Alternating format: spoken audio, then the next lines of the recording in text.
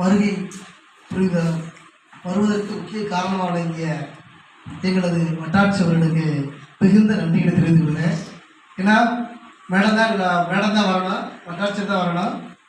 Madam வந்து மீன்வார பேசுறதுக்கு கொண்டு வந்தாங்க. ஆனால் முதலுக்கு நன்றி வந்து எங்கள் வட்டாட்சியருக்கு. பேச வாய்ப்பளித்த உங்களது தலைமை ஆசிரியருக்கு நித்தம் கடந்த நன்றியினையும் வாழ்த்துக்களையும் வரவேற்பையும் தெரிவித்துக் கொண்டேன்.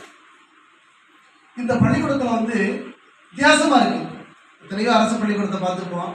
ஏதோ கிளாஸ் நடத்துவாங்க, அலைமுக்காலுக்கு பிள்ளை அடித்த உடனே பிள்ளைகளை அனுப்பி விட்டுருவாங்க.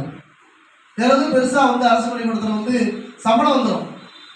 நீங்கள் பாடம் நடத்தினாலும் சரி, பிள்ளைங்க படித்தாலும் சரி, படிக்கட்டாலும் சரி, மாதந்தோறும் அரசாங்கம் சம்பளம் கொடுத்துரும். இன்ட்ரெஸ்ட் எடுத்து கற்றுக் கொடுத்தாலும் சரி, கற்றுக் கொடுக்கலனாலும் ப்ரைவேட் ஸ்கூல் மாதிரி இல்லை, சம்பளம் வந்துடும். ஆனால் அதை உங்கள் மனசில் நினச்சிக்காங்க.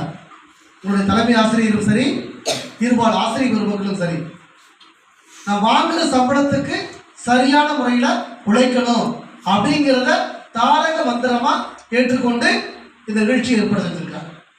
எதுக்காக ஒவ்வொரு முறையும் அதிகாரிகளையும் அழைச்சிட்டு வராங்க தெரியுமா? எதுக்கு அழைச்சிட்டு வராங்க? அறிவோடு இயந்தால் நடப்பதெல்லாம் நன்றையாம். யார் சொன்னது? பாரதிதாசன். இளமையில நீங்க வந்து கடைசி வரைக்கும் என்ன இருக்கும்? இளமை அறிவோடு ஏகிற பொழுதுதான் வாழ்க்கையில மிகப்பெரிய விஷயங்களை நீங்க பார்க்க முடியும். ஒரு குறிப்பிட்ட வயசுக்கு அவரால படிக்க முடியாது. இந்த வயசுல படிக்கிற படிப்பு பசுமரத்தாணி போல அப்படியே பதிஞ்சிடும். அற்புதமா அவங்களுக்கு வந்து புத்தகத்தை வந்து கொடுக்குறாங்க, வாசிப்பு திறனை ஏற்படுத்துறாங்க, ஒரு ஆய்வு கட்டுரையை கூட சமர்ப்பிக்க சொல்றாங்க. இந்த ஆய்வு செய்யறதுங்கிறது நீங்க பிஜி, எம்ஏ, எம்எஸ்சிலாம் முடிச்ச பிறகு எம்பில் பிஹெச்டி பண்ணும்போது ஒரு புத்தகத்தை படிச்சுட்டு ஆய்வு செஞ்சு சொல்லுங்கன்னு சொல்லுவாங்க. அதுக்கு எப்போ பண்றீங்க? நீங்க உங்களுடைய நடுநிலை பள்ளி வயதிலேயே என்ன பண்றீங்க? நீங்க வந்து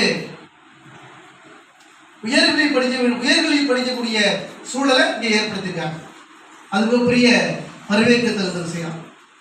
இன்னொன்று, இன்னைக்கு எத்தனை பேர் டிகிரி முடிச்சுட்டு பேங்க்ல போய்